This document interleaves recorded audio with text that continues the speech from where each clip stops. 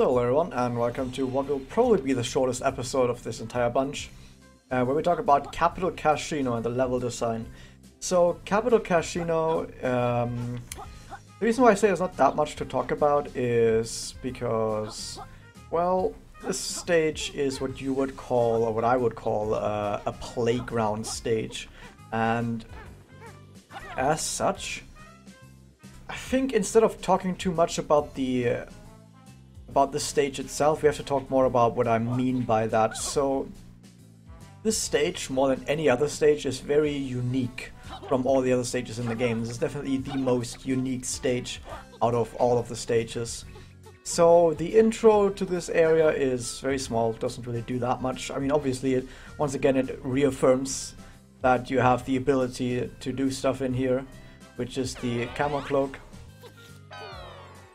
But apart from that, I would have liked if there was actually a little bit more content to that little intro area, but I guess they decided that this time they're not going to put more on content in the intro area, and instead they're going to have more content in the rest of the stage, which, I mean, is alright. Even though I personally would have liked if there was more at the intro part. So we come in here, we immediately get greeted by Totally Not Capital B. That's his name, by the way, Totally Not Capital B. And by the way, when I first played this, I thought this up here might be one of the tokens. They would like hide one right up here, or like this one, they would like hide one up here. But they didn't. Anyway, so in this stage, you get told pretty much right away that the stage is going to be very different from all the other levels in this game. Instead of just doing stuff and finding the pages, you're instead going to find a lot of these tokens, and then you can turn in 10 tokens each for 1 pagey each. So 10 tokens for 1 pagey.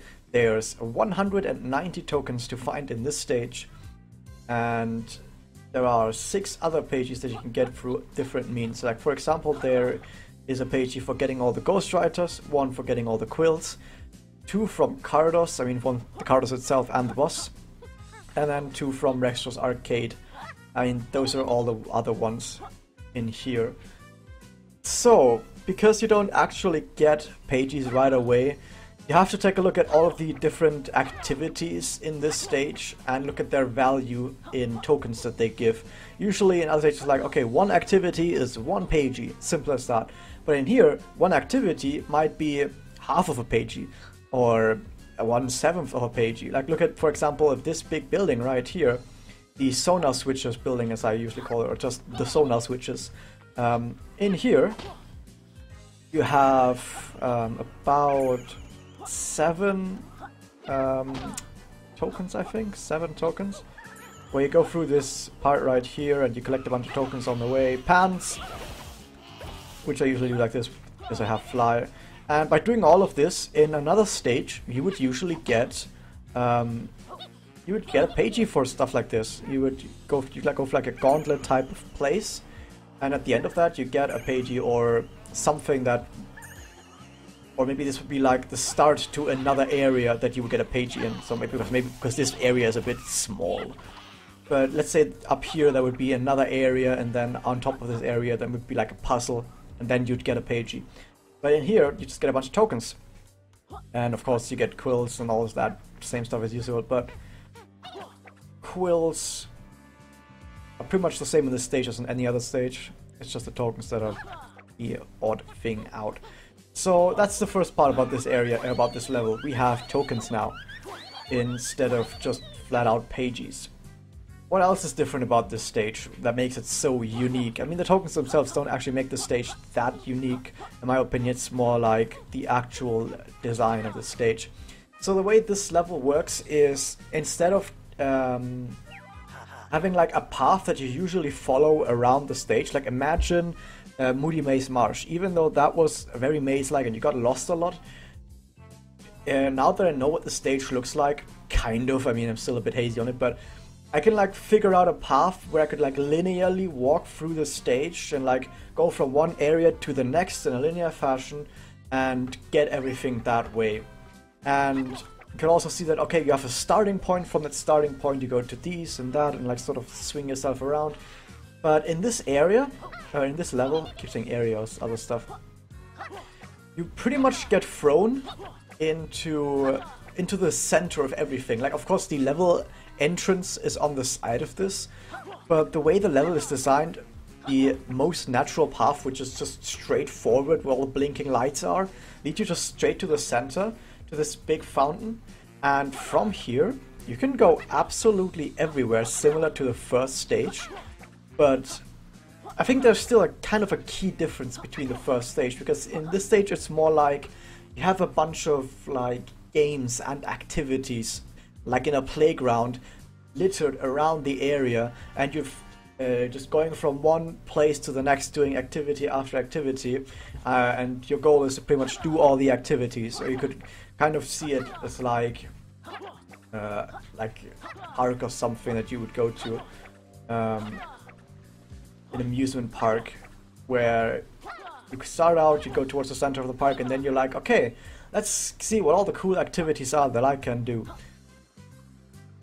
So I think the main reason why I say all of this is because most of the parts of this level are pretty much side areas and connecting areas. That's pretty much what this stage is. It's side areas and connecting areas between the side areas.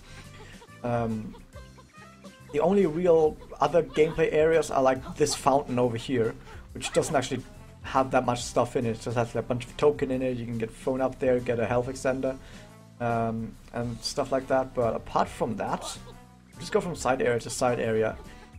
So what do I think of having that like as an idea in a collectathon like this?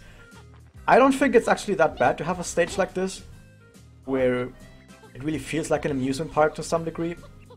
And you could say that, well, if you have an amusement park as a sort of like stage like this, what's important is to make sure that, similar to Moody Maze Marsh or any stage in this game, that you don't get lost, that you can understand where you have been, where you want to go. So what I'd say is that obviously the stage still should make some sort of sense, should have some sort of like, if you try and figure out what like sort of like the map of the stage is like, you should have not too hard of a time to try and do that, to like figure out where everything is. That shouldn't be too hard. I keep saying this about every stage, but I mean that's a very important part about level design. And I think one of the parts that this stage does not quite deliver on that is when you first play this stage, it's very easy to get overwhelmed by how big everything is. So this stage, unlike Moody Maze Marsh, does have a lot of landmarks that once you see them, you're like, oh, that's this landmark, that's cool. Now I know where this and that stuff is, and blah blah blah. I talked about this at length already. But the stage does have some cool landmarks, like the fountain in the middle, you have a house of cards over there, you have, well, the golf, but problem with that, I'm going to come to that in a second. You have this area with like this little snaking red orangey part right here. You have the blowy ball stuff over there. So you have a bunch of landmarks in this stage that you can, that are very like unique, and are very easy to distinguish from all the other stuff surrounding them. Something that wasn't very possible in Moody Maze Marsh, where everything looked the same, and similarly in stage 2 as well. So this stage does a really nice job at having unique landmarks, but the problem is, it's problem that I had with the golf earlier as well, a lot of this stuff is really big and blocks each other. So if you're at any point in the stage, like let's say the start, you might be able to see one landmark, but that's about it. That's usually what happens. You can usually only see like one landmark. Like let's say you just come in here, you can maybe see this like house of cards, but you can't really see anything else because you have this big like just wall and bunch of marble and wood, not wood but stone and stuff in front of you, blocking your view. So you can't actually see that much going into the rest of the stage, which would have been really nice if you could actually see the fountain from the start. Like, I'm a really big fan from when you come into a level and you go through the intro part. In this case, the intro part is over there. Like, after going through the intro part, I'm a really big fan of seeing a really nice big landmark already that is either central or far away. So you got some sort of idea of space and direction. I really like when like it when that stuff happens. Woody Maze Marsh, like I said in that video, could have benefited a lot from that. That when you go through the intro onto that first island, and then in the distance saw that big octopus building that is hidden by trees, sadly. If you could see that, it would have helped a lot for this stage. Second stage does it really well as well with the temple in the middle. So the temple could have maybe used a little more polish to actually distinguish the different sides of it from each other, so you always know which direction you're actually looking at it. And the second stage, sadly, similar to the third stage, does not quite provide that central landmark. I had a lot of potential for it, because you had those obviously like castle-y buildings that were on the very top of these icy pillars, but the problem is you don't ever see them really when you walk in, because they're so high up. When you walk in, all you see is a bunch of frozen pillars. I think at this point I've said frozen pillars like 30 times in this series, but anyway. In this stage, it's kind of a mixture of some of these problems. Even though you do have this really awesome central landmark, which is the fountain, it's blocked. When you come in, it's blocked right away. The only other landmark that you see is right next to you. So it's still better than not seeing any landmark, but because it's right next to you, you still don't actually get any feeling for space and direction. But let's say this is like the very first time I come into the stage. I'm a new player. I come in here. What do I know about this stage from just seeing this? I know there's a cool building over there that I want to go to, but absolutely all the other information about this stage is blocked from view. It's a bit sad. I mean, I can at least see that I can go to the right for quite some distance. And if I snake around here, I can see that, oh, it goes towards the backside quite a bit. So I do at least get this like L shape of like information about the stage. And one of the other problems is that if I go towards this side, I don't actually get any more information. Like, I've gone all the way over here, and I haven't actually gotten any more information other than, okay, Rextro's Arcade is over here. If you're a new player, then maybe you care about Rextro's Arcade, but if you've played this game at least once, you probably don't give a shit about Rextro's Arcade ever again. Yeah, one of the low points of this game. Anyway, so we've gone all the way over here. We still didn't get any more information because this stuff is still blocking us.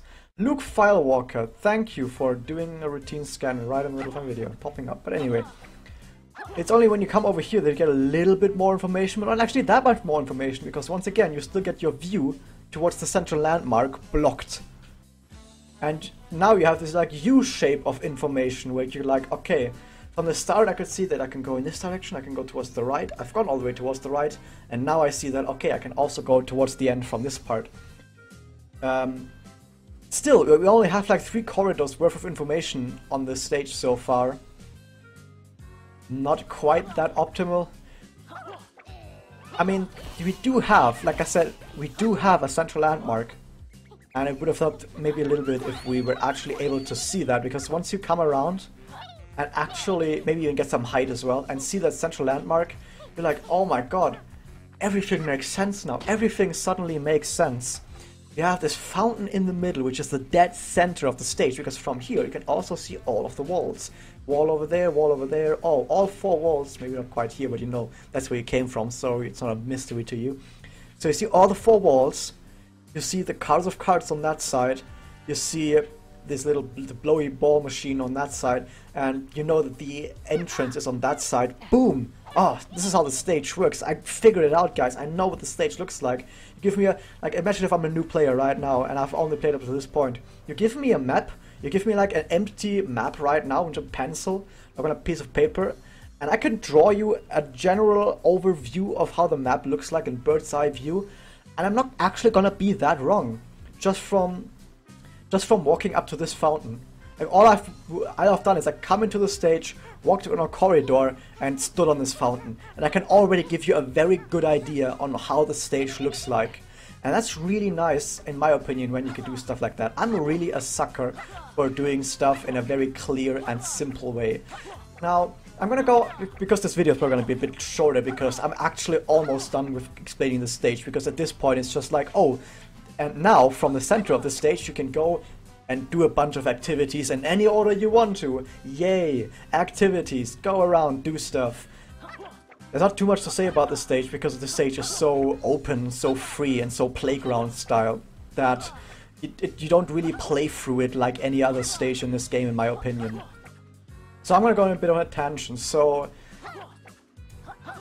usually when you read like stories, for example, let's say you watch anime, you watch TV shows, you watch movies, or you read books or whatever, or you play video games, you could say that maybe if you have like this really awesome, incredible twist that's gonna happen at some point and no one saw it coming, and it's suddenly everything is really complex, and like the entire story is really complex as well. There's a lot of metaphors everywhere, all the characters speak in riddles, you don't know what's going on, you don't have a lot of information. Now a lot of people go like, oh my god, this is a very intelligent and complex and smart story that we have presented here. Oh, it's so nice. But the thing is, more often than not, if you were to just do it really simple and clean, yeah, I know that song, it would be a lot nicer. All of the great stuff, most of the great stories that have been told in our society have all been really simple and clean. We don't actually need it to be very complex and very weird all the time and have little information that we need to like try and figure out from reading between the lines. We don't actually need all of that. In fact, the more you put that into your story, the more stuff gets convoluted, the more it's gonna be, the harder it becomes to read, the harder it becomes to try and see what's actually going on, and the overall experience of that story, of reading that story or seeing that story or whatever, is gonna drop quite a bit. And I see that happen a lot, where stories try to be really complex, and then I see people being like, oh, this story is so good because it's complex, and I'm like, actually, if you think about it, it's actually really bad because it doesn't actually work out, and here's why. But it's really hard to like try and give your opinions in a correct way, try and talk about that to other people and try and debate it and discuss it, because you have to talk about a lot of different things. You're like talking for hours and hours about all of the different stuff to try and actually explain to people why it's actually bad in specific cases. Now, that doesn't have to be bad. Some stories do it really well. I think Dark Souls does it fairly well. To do this like complex stuff with almost no information, but it's actually really good. It feels really good to go through that. But it's so hard to explain all of that. But then you compare that to really simple stories. Or stories that at least when you watch them, when you go through them, when you experience them, are really simple. For example, Lord of the Rings. It's a fairly simple story. Like an evil guy, he wants a lot of power and he needs the ring for it. What do? We destroy the ring. But we have to do it. We have to walk all the way to Mordor and throw it into this volcano, Mount Doom. Simple story, actually. It's actually a simple story. A lot of interesting stuff happens along the way, but the core of the story, and even the stuff that happens at each different stage of the adventure, is really simple stuff. Oh, here they fight a bunch. Here they have to gather new allies. Here's another battle. Oh, here they have to split up. Like, it's simple stuff. And you wouldn't say that Lord of the Rings is a bad story because it's too simple. In fact, you could argue that because it's so simple, it's so easy to add more stuff to it and expand upon it. And suddenly you can have this universe that's alive, and it grows and it goes bigger. And by the way, if you're wondering where all this tangent is going, like I've rambled on this tangent for like 5 minutes now, maybe even longer. If you're wondering where all this is going, it's gonna leap back to level design at some point. I probably should have said that earlier, but this is gonna all leap back to level design at some point, guys. Don't worry. So I think this is what usually people enjoy a lot more. Same with like Harry Potter, also a fairly simple story. Evil bad guy, he wants to come back to life, and Harry Potter is the one who survived, the one chosen one. And yeah, adventures happen, like just adventures happen, and you can like very simply, in a very simple way, describe all of the adventures that he goes through. Very simple, doesn't have to be complex. And also, because it's simple, it can be polished. Okay, maybe I shouldn't have said Harry Potter, because actually if you do analyze it a lot, there's a lot of bad stuff in the writing, but anyway. But because it's simple, you can polish it, and you then, once you have all of the core stuff set up, you can expand it a little bit and turn it into a living universe. Now we link it back to level design. I think level design works in a very similar way. You could try It makes levels really complex, super hyper complex, add so much stuff to it. The gameplay is incredibly varied. You have a lot of different stuff going on all over the place. The levels are ginormous, they're mazes. There's 10 different things to collect. Yes, I'm looking at you, Donkey Kong 64. There's like 10 different things to collect with 5 different characters. They're absolutely ginormous, so complex. Oh my god. Look at how absolutely amazing these levels must be, because they're so incredibly complex and big and have so much in it. But then you're like, actually, what do you enjoy more? A giant, really confusing stage? Like, I mean, I could say, like, oh, what is it called? The Dark Castle stage from Donkey Kong 64, I forgot what the name was. Or do you enjoy more simple stages, like Freezeezy Peak? Freezeezy Peak is an absolutely, extremely simple stage. An absolutely very simple and clean stage. You can almost not do a stage that's more simple, like Freezeezy Peak or Mambo's Mountain. Oh my god, these stages are so incredibly simple. To Banjo-Kazooie, so incredibly simple. But I would assume that most people, they would say, oh, I prefer the levels from Banjo-Kazooie from the ones over Donkey Kong 64.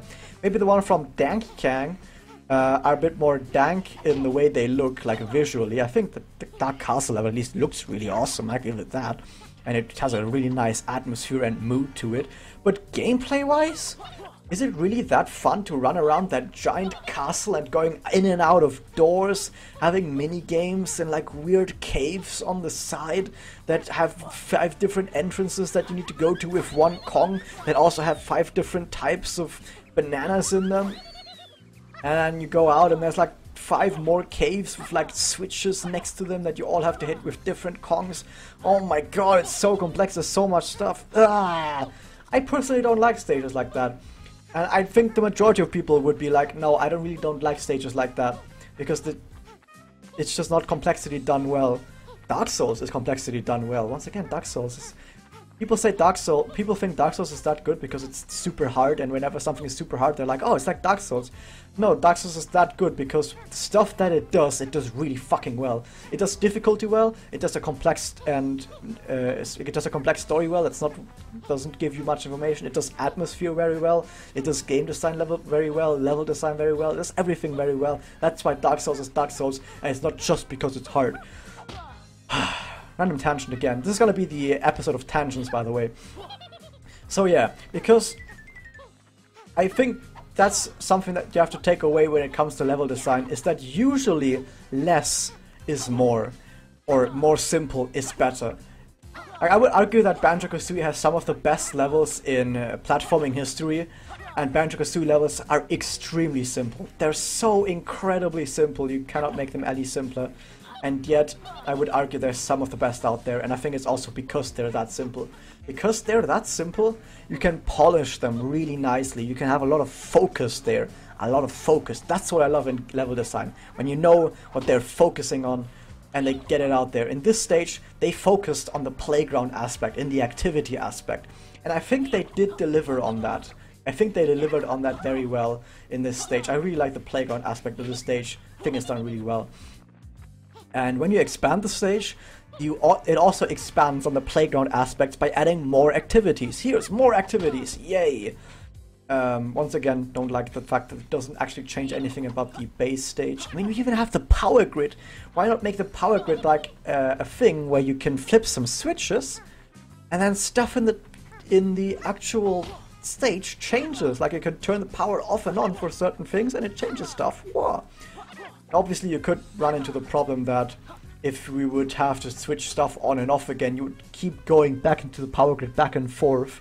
So maybe you don't actually make it a big side area, but instead you do something more towards the center of the stage that's easily accessible, that you can easily walk to, flip a switch, and then go to other places. I think that would have been a really nice way of handling the expansion in this area, turning power on and off for different things, and it changes the way the stage behaved. Maybe there's platforms that stop moving, maybe there's a laser gate that opens and closes, stuff like that. Maybe there's some puzzles where you need to do power on and off in specific ways at specific timings. I don't know, just an idea. But anyway, I really like the playground aspect. It's done really well. Like I said, only big thing that I don't quite like that much is because of the playground sort of needing this initial like map in your head where you go into the stage and you figure out where stuff is so that you then know how you want to tackle the activities. Because if you don't know where anything is and you go from activity to activity, it's very easy to feel like you've not actually explored anything. It's very easy to go, oh, I've gone from this activity to this activity, but maybe there was another activity in between those. Maybe there's an activity on the side of that that I didn't see. Maybe I've jumped past some activities to get to those two activities. I don't know. But if you go into the center of this stage and you get this like initial map in your head, you can very easily see, oh, that's maybe where the golf starts. Okay, maybe you don't quite know where the golf starts yet, but you can see the entrance of Disco Fever over there. You can see this little box building. I'm going to call it the dice building. You can see the House of Cards over there with pachinko on the side and another building on the side. You can see the blowy ball building. You can see some slot machines on the ground. You see this little snaky hoof-shaped building that I'm standing on right now. You know where Rextor Arcade is, you know where the entrance is, you see this building over there from the entrance as well. And so you have this idea in your head, you know where the stuff is, and so when you go, for example, from House of Cards to the pachinko next to it, you don't feel like you've missed anything because you know from your initial viewpoint from the fountain, oh, I know, I've got this like nice little map in my head, I know where this stuff is, no problem. I'm not missing anything. I'm completely and totally fine on exploring everything in this way.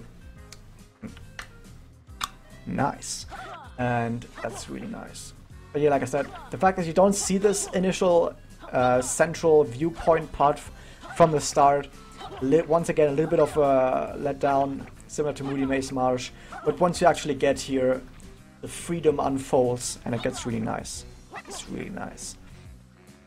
I guess I could go over some more of the activities, but most of these activities are just a linear path that you go down and you just go through, you just jump through some hoops and dodge some obstacles, nothing too special.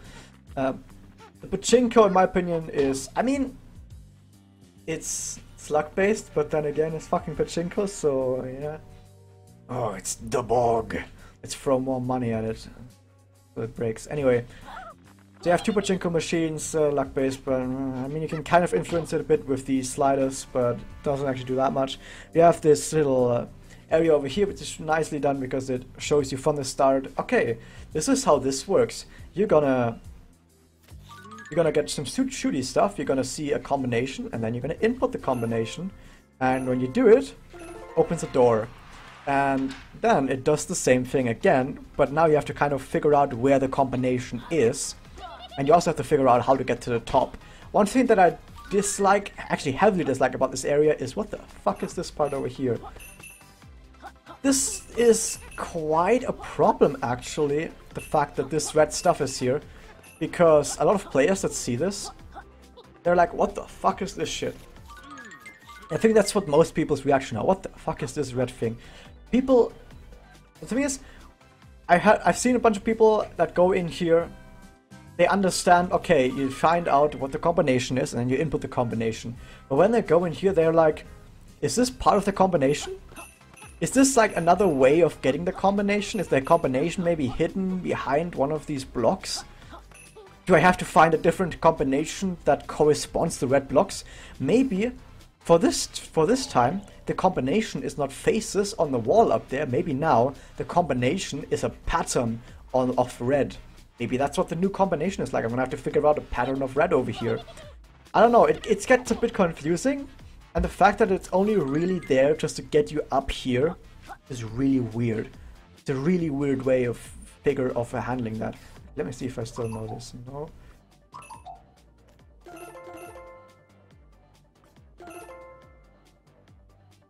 Wasn't Rextra, was it? Whoops. Oh, it was. I think no, it was. Okay, let me see if I still remember the one for this one.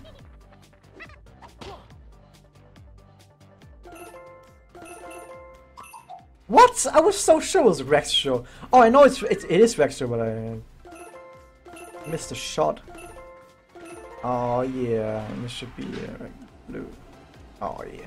So this area is actually fairly fun. I actually like doing these side areas. It really does feel, like I said, like an amusement park where you have different things, different events to go to, and it's like a very interesting event to go to. So I really like that part. Okay, let's see if I... Oh, was it not that?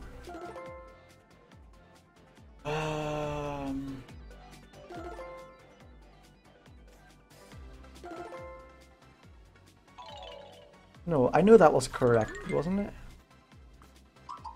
What? I was so sure that was it.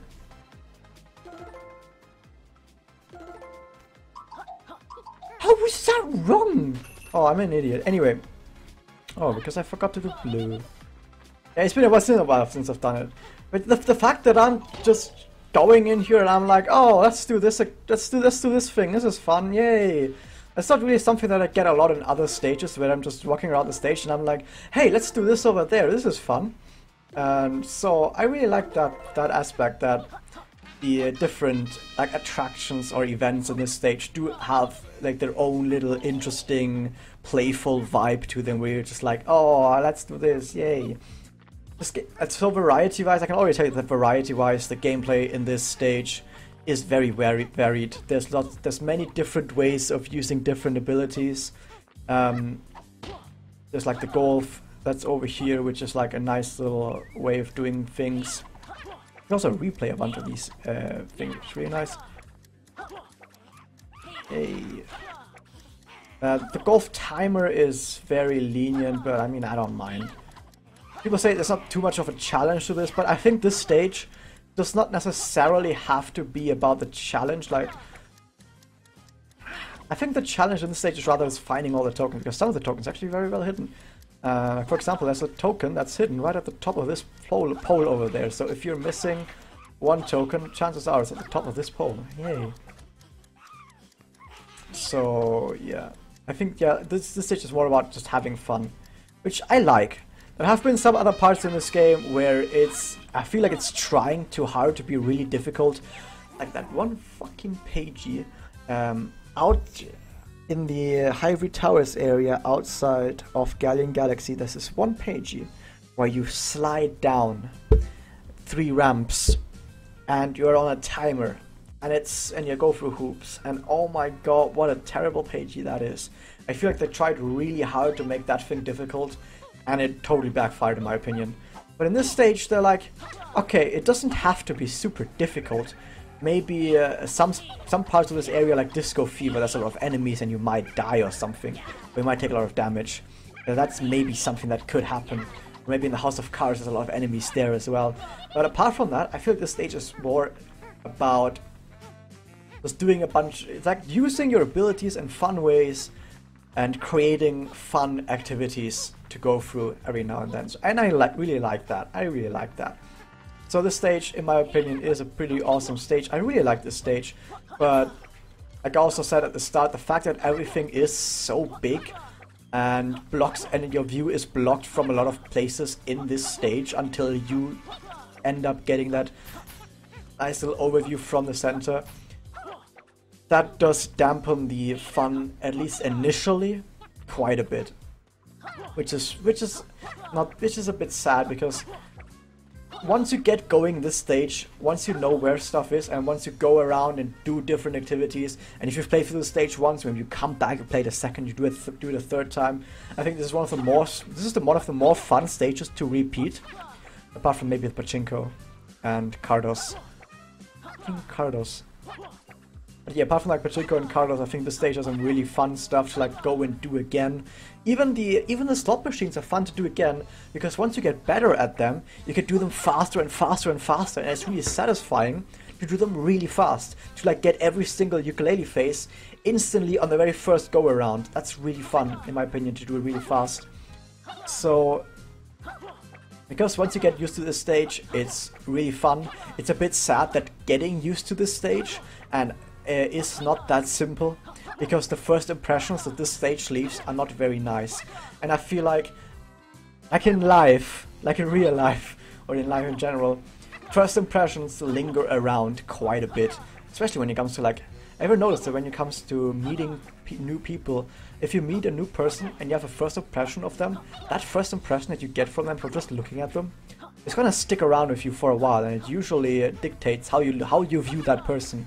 Like if you have a person who looks very violent to you, you probably perceive him as a violent person, and it's gonna stick with you for a while, and it's gonna take a bit of like force to get you to change your mind, because your first impression like sticks around quite a bit.